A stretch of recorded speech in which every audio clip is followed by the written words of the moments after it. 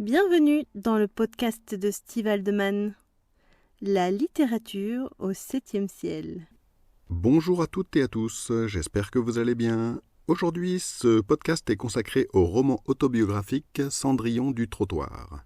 Et pour cela, je vous propose l'interview de Bianca Bastiani, son autrice. Bonne écoute. Aujourd'hui, j'ai le plaisir d'interviewer Bianca Bastiani. Bonjour Steve.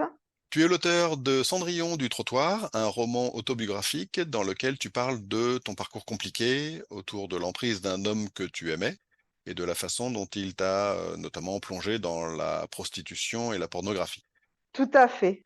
Donc la première chose que j'ai envie de te demander, c'est est-ce que tu peux te présenter? Oui, alors donc j'ai 57 ans. Je suis née dans les Landes où je vis actuellement. J'ai un fils de 35 ans et le fait que j'ai ce fils a impacté des choix de ma vie. Je suis aussi artiste de spectacle dans une compagnie théâtrale et si tu veux, je t'en parlerai un petit peu plus à la fin, Steve. J'avais bien l'intention de te poser la question. Alors, la raison pour laquelle on fait ce podcast aujourd'hui, c'est Cendrillon du trottoir, qui est un livre marquant, qui parle, comme je l'ai dit au tout début, de ta vie. Tu as une vie compliquée, en tout cas une première partie de vie compliquée. Est-ce que tu peux résumer succinctement cette histoire, la Cendrillon du trottoir? J'avais 17 ans quand j'ai rencontré Lionel, qui est un pervers narcissique, un être très toxique. Et je suis tombée sous son emprise du fait que j'étais très jeune. Et aussi à l'époque, je l'ignorais, mais je souffre du trouble bipolaire. J'étais plus fragile, plus manipulable. Et donc, Lionel a exercé une emprise sur moi jusqu'à ce qu'il me prostitue et me fasse tourner dans des films pornographiques et notamment des films sadomasochistes. Je raconte tout ça dans ce livre qui est entièrement autobiographique. D'accord. Cette emprise, elle dure combien d'années? Environ une quinzaine d'années. Dans le livre, à un moment, tu dis qu'il s'agit bien d'une descente aux enfers, hein. Tout à fait. Bon, ça parle bien de sexualité, effectivement, tu le dis bien, d'ailleurs, tu le dis avec des mots qui sont très clairs, hein. Mais on parle pas de plaisir dans ce livre-là, hein, c'est pas présent. Tout à fait. Ce n'est pas un roman masturbatoire, Ouais, c'est clairement. ma vie. Hmm. Et je suis un petit peu en colère sur Amazon, à propos de Amazon, qui l'a classé dans la catégorie érotique. Alors ça, c'est un problème des livres et des librairies d'ailleurs d'une façon générale, parce qu'à partir du moment où ça parle de sexe, ils casent ça dans la catégorie érotique, parce que quelque part, bah, ils ont pas d'autres catégories en fait, j'ai envie de dire. C'est un peu problématique, c'est clair. D'ailleurs, c'est un sujet que j'ai abordé avec Marie Sarachel, que tu connais bien.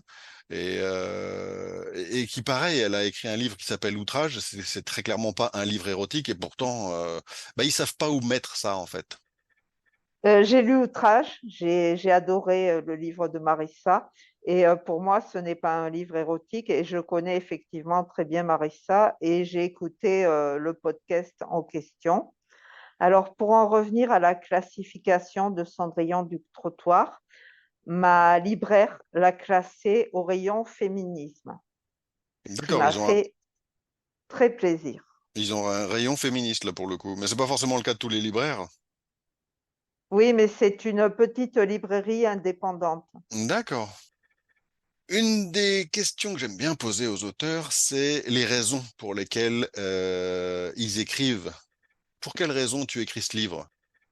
Alors, j'ai écrit ce livre pour l'aspect comme une catharsis, une thérapie pour, comment dire, me soigner, me guérir et aussi pour aider d'autres femmes, pour peut-être empêcher d'autres femmes de tomber dans le même piège que moi, pour mettre en garde. Mais d'abord, je l'écris pour moi, pour tourner la page, pour devenir spectatrice de ma propre histoire. D'accord. D'ailleurs, tu commences à l'écrire à partir de quand? Tu l'as écrit tout de suite après avoir terminé cette partie difficile de ta vie ou ça t'a pris quelques mois, quelques années avant de commencer à l'écrire? Alors, à la fin de Cendrillon du trottoir, il y a des poésies. Alors, ce que j'ai fait en premier, quand au sortir de cette vie-là, j'ai commencé à écrire les poésies, parce que je n'arrivais pas à raconter ma vie en roman. Par contre, en vers, j'arrivais. Donc, j'ai écrit les poésies qui sont à la fin de Cendrillon du trottoir. Je les ai écrits au sortir de cette vie-là. Ça m'aidait beaucoup d'écrire ces poésies. Et puis, je n'en ai rien fait pendant un moment. Et puis après, petit à petit, des années plus tard, l'idée du livre s'est imposée à moi. Alors, j'ai tâtonné, j'ai mûrement mûri tout ça. Et puis, en fait, ça m'a bien pris une dizaine d'années avant de commencer à l'écriture. D'accord. Ouais, le temps de digérer, j'ai envie de dire ce qui s'était arrivé. Oui, et puis le temps de digérer, et puis j'étais prise dans mes soins pour la maladie bipolaire et tout ça. J'avais peut-être pas la force de l'écrire plus tôt. C'était D'accord. encore trop douloureux. Il me fallait le recul nécessaire. Ton livre, il est bien écrit. Moi, j'ai trouvé que sa lecture était facile, fluide. Enfin, il n'y a pas de fioritures inutiles. Ta plume, elle est vraiment très efficace, j'ai trouvé. Et ça m'a interpellé parce que parfois, des gens qui vivent des choses difficiles, ou pas d'ailleurs, mais des choses dont ils ont envie de parler, mais qui n'ont pas forcément le talent, littéraire, bah, ça arrive. Donc, je me suis posé la question, et je t'avais posé la question quand on a préparé l'interview, de savoir à partir de quand, toi, l'écriture t'intéresse. Depuis toute jeune, depuis l'école. À l'école, j'étais très bonne en français. J'avais toujours les meilleures notes. Je n'ai jamais eu de problème à l'écrit. Je m'exprime mieux à l'écrit qu'à l'oral. C'est plus facile pour moi. Mais par contre, je n'ai pas fait de grandes études littéraires. J'ai arrêté mes études au bac. Je me considère comme une autodidacte. Et merci pour tes compliments à propos de mon écriture. Moi, je dis ce que je pense, hein, je dis jamais autre chose. Euh, c'est une chose, enfin, j'ai envie de rebondir sur ce que tu viens de dire parce que j'ai souvent entendu dire quelque chose avec lequel je suis pas d'accord, c'est que pour être bon écrivain, il faudrait avoir une bonne ou voire une excellente maîtrise de la langue française. Alors moi, je pense que pour être un bon écrivain, faut avoir lu beaucoup. Pour autant avoir une bonne maîtrise technique, hein, je veux dire, de la langue française, orthographe, grammaire, syntaxe et compagnie, je suis pas d'accord parce que je pense que l'atout principal, enfin la qualité principale qu'on attend chez un auteur, c'est soit d'avoir beaucoup d'imagination pour raconter une histoire. Et pour ça, ça nécessite pas forcément d'avoir une bonne maîtrise technique de la langue française, parce qu'on peut se faire aider. Il y a des correcteurs, il y a tout un tas de. Un livre, ça sort, c'est pas le résultat du travail que de l'auteur.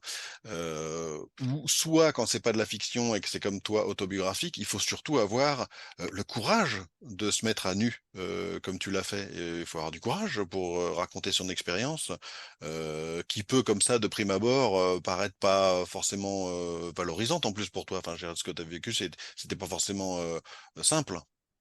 Enfin, c'était même très compliqué d'ailleurs.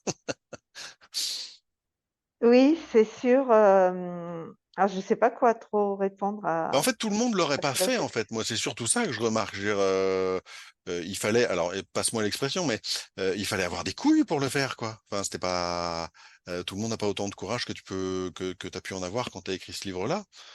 Surtout que t'es allé le défendre à la télé, ce qui n'était pas simple en plus, hein. Tu m'as parlé d'une émission de Morandini.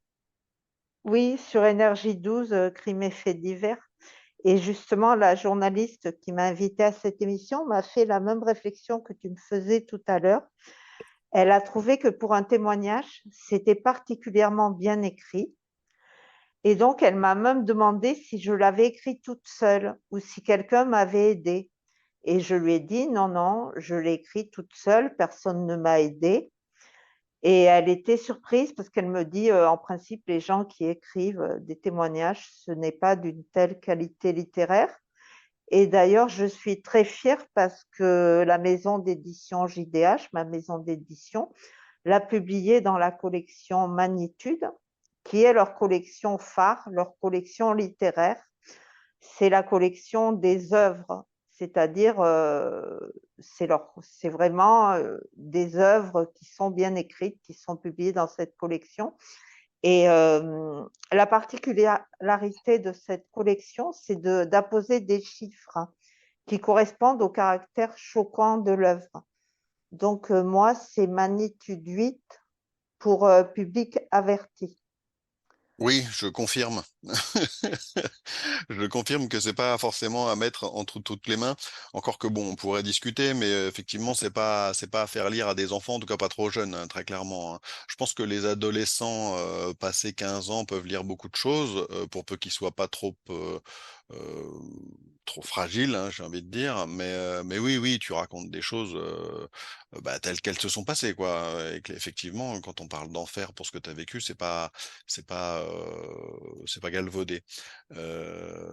Mais moi, ce que je remarque surtout, en plus, tu me parles de JH, ils t'ont mis dans une bonne collection, bah, super, j'ai envie de dire encore mieux, mais toutes les personnes qui écrivent des livres autobiographiques sont pas publiées. Tu as déjà été publié, c'était ton premier roman. Oui, c'était mon premier roman et c'était le coup de cœur de Jean-David Haddad. Jean-David Haddad, c'est comment dire, C'est le fondateur, il me semble, de JDH. oui, le fondateur de JDH qui porte ses initiales, quoi. Et c'est lui en personne qui m'avait répondu par mail qu'il allait, que le thème l'intéressait, qu'il allait le lire. Et donc, c'était un coup de cœur pour lui, Cendrillon du trottoir. Et pour parler du courage, donc tu me disais que j'avais fait preuve de courage, que je me mettais à nu. Dans mes retours de lecteurs et de lectrices, c'est ce qui revient le plus souvent. On me dit toujours, mais quel courage, quelle force. Et c'est vrai que c'est récurrent, on me dit toujours ça. Oui, oui, c'est pas étonnant du tout, oui. Alors, ton livre m'a inspiré un certain nombre de réflexions dont j'aimerais qu'on parle ensemble. Euh, Et d'abord, si j'avais envie de faire un podcast avec toi en particulier, c'est que ton livre illustre bien un sujet que j'ai encore peu abordé. Alors c'est vrai que je parle souvent de BDSM sur mon podcast et sur ma chaîne YouTube, mais souvent d'une façon euh, festive, j'ai envie de dire. Mon objectif est souvent de mettre en lumière le fait que le BDSM, c'est pas des activités de marginaux, et puis de casser un petit peu des idées reçues sur ces pratiques-là qui sont encore trop souvent considérées comme des pratiques de tordus, hein, pour faire simple. Mais ce que j'ai pas abordé souvent, c'est qu'effectivement, sous couvert de BDSM et en particulier sous couvert de relations de domination-soumission, comme tu l'as vécu avec Lionel, certaines personnes se rendent coupables d'abus. Et dans ce cas-là, ça m'embête qu'on parle de BDSM. Tu parles de sadomasochisme dans le livre, mais c'est pas consenti du tout ce que tu as vécu. Il n'y a pas de consentement, en fait. Tout à fait. Il n'y a pas de consentement, je n'étais pas consentante et j'étais fragilisée de par mon trouble bipolaire. C'était de la manipulation, c'était de la maltraitance, de la violence et j'en ai pris conscience après coup, quoi. D'accord, c'est-à-dire que tu étais bien sous emprise. Oui, D'accord. j'étais sous emprise, clairement, c'était de l'emprise. Hmm. Et c'est pour ça que ça me dérange qu'on parle de BDSM. Alors, c'est pas un terme que tu utilises dans ton livre, sauf erreur de ma part. Je l'ai pas, j'ai pas le souvenir de l'avoir lu. Et je voudrais bien rappeler qu'on peut parler de BDSM que s'il y a consentement. Si c'est pas du consentement, comme tu viens enfin, s'il y a pas de consentement, c'est pas du BDSM, hein, comme tu viens de le dire. C'est de la maltraitance, de la violence, du viol éventuellement et du tigantier, mais c'est pas du BDSM. Et quelque part, l'amalgame est vite fait. C'est-à-dire que souvent, on se dit, il y a telle pratique, alors c'est du BDSM. Par exemple, je sais pas moi, du bondage, alors c'est du BDSM. C'est pas le cas. Si c'est du bondage sans consentement, c'est pas du BDSM, point. C'est un peu le même amalgame que dire qu'on éduque ses enfants quand on les frappe. On les éduque pas. Associer éducation et violence, c'est la même absurdité que lier BDSM et absence de consentement. Et ça, je voulais bien le dire parce que c'est quelque chose qui m'importe beaucoup. C'est des sujets que je veux aborder, notamment via divers sujets que je vais faire sur l'éducation sexuelle. Mais il y a une chose qui transparaît bien dans ton livre, c'est que faire la part des choses, c'est compliqué, et notamment pour la justice. T'en parles à un moment. Il y a eu, enfin, dans ton histoire, il y a eu un moment où le Lionel en question a été jugé pour ce qu'il avait fait. Oui, mais il a été jugé, mais en fait, ça n'a eu aucun effet, ce jugement. Il a été jugé pour proxénétisme sur ma personne. Et en fait, il a écopé d'une, comment ils appellent ça? Tu sais, quand tu ne vas pas en prison, Il mais a tu pris du dois être... sursis. Voilà, c'est le terme que je cherchais. Il a pris du sursis, mais il n'y avait aucune surveillance, rien du tout, quoi. En fait, ça n'a rien changé du tout. Ouais. Ce qui quelque part est un peu aberrant, forcément. Et puis moi, j'ai porté plainte quand je suis sortie de l'enfer. Mm. Et ma plainte a été classée sans suite. D'ailleurs, à la fin du livre, j'ai mis une copie du classement sans suite de ma plainte. Ouais. Voilà, donc la justice ne m'a pas entendue. Ouais. Ouais. Ce qui arrive Donc, malheureusement trop souvent. donc écrire ce livre, c'était un peu me rendre justice moi-même. Ouais. Ouais. Alors, je voudrais préciser que j'ai changé volontairement le nom de tous les personnages en écrivant le livre, puisque les personnages sont encore vivants et je ne voulais pas me retrouver avec des procès, donc j'ai changé les noms des personnages. Voilà. Oui, ce qui se fait généralement quand on écrit ce genre de livre, dans la mesure où effectivement on pourrait être attaqué pour diffamation, en fait, hein, tout bonnement. Après, moi, je voulais parler du monde SM que j'ai pas mal côtoyé pendant ces années-là. Ouais. Et en fait, moi, du fait que Lionel s'était autoproclamé maître, mais ce n'était pas un maître correct, euh, donc moi, j'ai vu le mauvais côté du SM, quoi. C'était pas sain. Effectivement, encore une fois, dans toi, il n'y avait pas de consentement dans le sens où il y a emprise et il te fait faire des choses que tu n'as pas vraiment envie de faire. Oui, tout à fait. Donc moi, j'ai vu vraiment le mauvais côté des pratiques SM avec un mauvais maître qui ne tenait pas compte. Par exemple, normalement, il y a un mot, le Un safe safe word, ouais. word.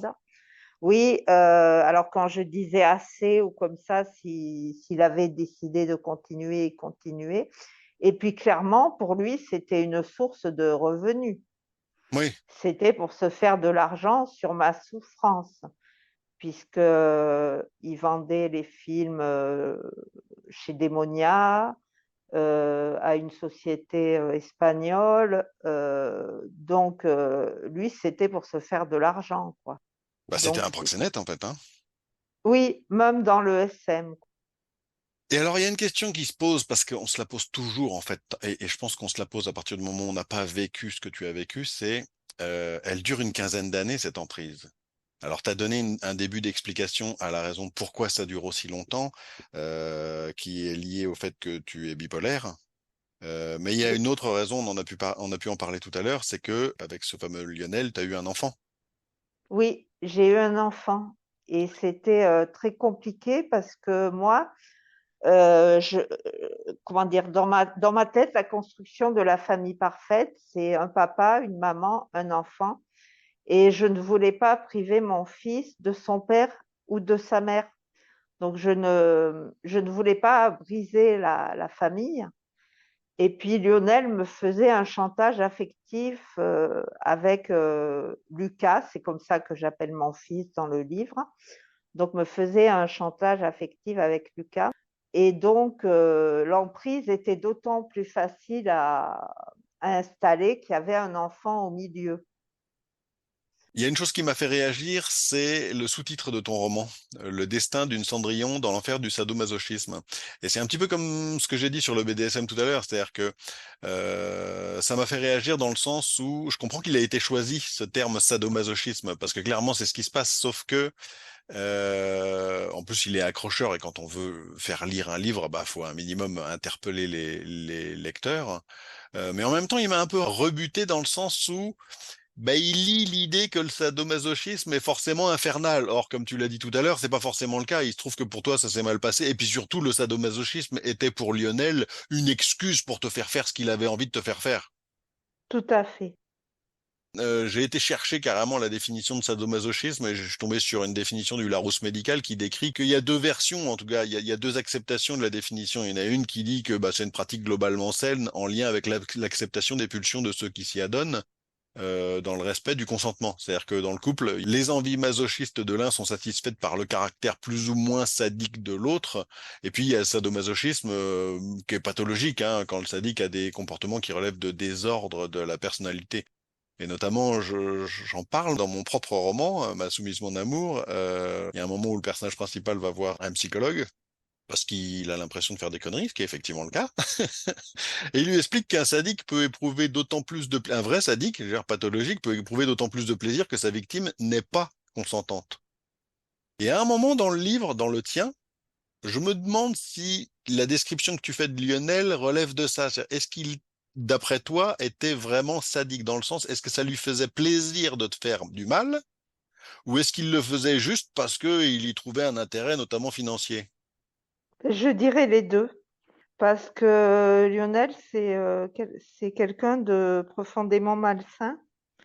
Et je pense que il y a une dimension pathologique dans ce qu'il me faisait faire. Bon, il a été maltraité dans son enfance. Il venait d'une famille dysfonctionnelle, au sens vraiment hard du terme. Et donc, bon, moi, c'est des choses que je savais, tout ça. Et C'était un enfant battu? oui, il a été élevé par un beau-père Ouais, d'accord. qui l'a battu et qui a violé sa sœur. Ah là, cata. Et puis Donc, c'est il a toujours vraiment... pareil, on a tendance à reproduire ce qu'on a vécu, hein. Voilà. Ouais. Donc, euh, donc, je pense que... Alors moi, j'excusais beaucoup de ses comportements par rapport à l'enfance qu'il avait vécue. Je D'accord. lui trouvais toujours des circonstances atténuantes. Je me faisais un peu l'avocat du bourreau. Je lui trouvais des circonstances atténuantes. Je me disais, ah, mais s'il est comme ça, c'est pas sa faute. Mais bon, plus tard, en faisant une psychothérapie avec une psychiatre, la psychiatre m'a clairement expliqué que toutes les victimes ne devenaient pas des bourreaux. Ouais, bah ouais, clairement. Voilà. Mais surtout si tu acceptes ça, au-delà du fait que tu te fais l'avocat du diable, c'est parce que tu l'aimes, Oui, bon, j'étais éperdument amoureuse. ce qui fait accepter bien des choses, évidemment. Il y avait un autre thème que j'avais envie d'aborder avec toi et dont tu parles dans ton livre, c'est la prostitution. Il se trouve que j'ai déjà abordé ce sujet dans un autre podcast et vidéo sur le travail du sexe. Et c'est vrai que j'ai abordé, alors on en a parlé, parce que pour toi c'était un sujet un peu particulier dans le sens où euh, moi j'ai abordé ce sujet-là, mais surtout en parlant du travail du sexe comme étant un métier choisi, ce qui est très clairement pas ton cas. Tout à fait. Toi ça a été imposé par Lionel, par un proxénète. Et c'est vrai que c'est un sujet à controverse parce que certaines personnes avec qui j'ai pu discuter estiment que le travail du sexe ne peut pas être un choix délibéré. Donc, est-ce que tu veux en parler? Est-ce que tu veux me donner ton point de vue? Tout à fait. Moi, c'est ma position. Je suis même abolitionniste. Tu vois, pour te dire, ma position est vraiment extrême. Sûrement du fait que moi, je suis une survivante de la prostitution. C'est comme ça que je me qualifie. Mhm. Et je suis sympathisante du mouvement collectif abolition porno-prostitution. D'ailleurs, elles m'ont interviewé, les filles du collectif. D'accord. Est-ce que Et tu veux préciser d'abord ce que c'est que d'être abolitionniste? c'est-à-dire que pour nous, la prostitution ne devrait pas exister. Et on est contre le travail du sexe, quoi. On estime que même les gens qui se disent travailleurs du sexe sont dans le faux. Une fois qu'ils en seront sortis, ils comprendront leur erreur, quoi. Je ne sais pas si Si, je j'explique pense que tu bien l'expliques ça. bien. En fait, ce que tu veux dire, enfin, arrête-moi si je me trompe, c'est que tu estimes qu'on peut pas être consentant que ça peut pas être un vrai choix et que les gens qui sont travailleurs du sexe ne le font pas réellement volontairement. Ils y sont soit obligés, soit ils se leurrent sur ce qu'ils considèrent comme étant leur envie de faire du travail du sexe, en fait, c'est ça? Tout à fait, tu exprimes tout à fait ma pensée que j'avais du mal à traduire à l'oral.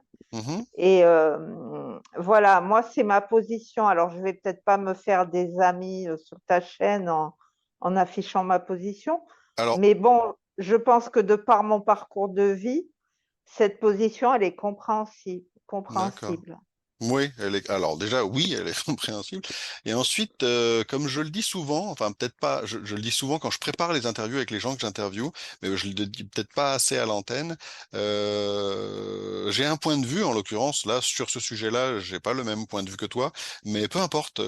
Enfin, pour moi, la liberté d'expression est importante et la liberté d'expression, ça veut pas juste dire donner la parole aux gens qui sont d'accord, hein, forcément avec moi. Donc, on n'a pas le même point de vue, mais je peux le comprendre. Et puis je trouve ton point de vue intéressant aussi, et il vaut le coup aussi d'être partagé. Alors, maintenant, je voudrais que tu nous parles de tes autres écrits, parce que tu n'as pas écrit que Cendrillon du trottoir, tu as écrit aussi Le Pentacle de Vénus. Alors, est-ce que tu veux nous en parler un petit peu de quoi il s'agit? Alors, c'est tout à fait différent. C'est une fiction, c'est une duologie, donc c'est 2 tomes, et c'est sur la sorcellerie. Donc, ça se passe dans les Landes, dans ma région, sur différentes époques. C'est le destin de 3 femmes qui ont des pouvoirs magiques. Et ça commence pendant l'Inquisition, durant la chasse aux sorcières, par l'histoire d'une sorcière qui est brûlée sur le bûcher. Et ça continue de nos jours dans mon village natal. Et ça m'a plu d'écrire cette histoire. C'est de la fantaisie, en fait. Oui, voilà, D'accord. c'est une fantaisie. Voilà. Et ça a été édité également ou tu l'as auto-édité? Non, non, c'est édité par JDH dans la collection F. Fals. Par le même éditeur, JDH, que Cendrillon du trottoir, en fait. Oui, tout à fait. J'ai continué avec eux. Le Pentacle de Vénus, ça leur a plu. Et la collection F. Fals, c'est science-fiction, fantasy, fantastique. J'ai aussi participé, toujours chez JDH, à un collectif de nouvelles ésotériques qui s'appelle À l'encre de l'esprit, qui était sorti pour Halloween. Alors, si ma mémoire est bonne, je ne sais plus, il y a 2 ans ou un an. Et donc, c'est 13 auteurs qui ont écrit 13 nouvelles. Eh ben, d'ailleurs, il y a Marissa Rachel dans le collectif aussi, qui a D'accord. écrit une nouvelle. Voilà. Ok. Tu me donneras le lien et puis je le mettrai dans les liens sur l'article associé au podcast. Je fais partie d'une compagnie théâtrale qui s'appelle les A du Tipeee, qui regroupe des personnes atypiques qui ont des handicaps. On se produit sur scène, on a plusieurs spectacles.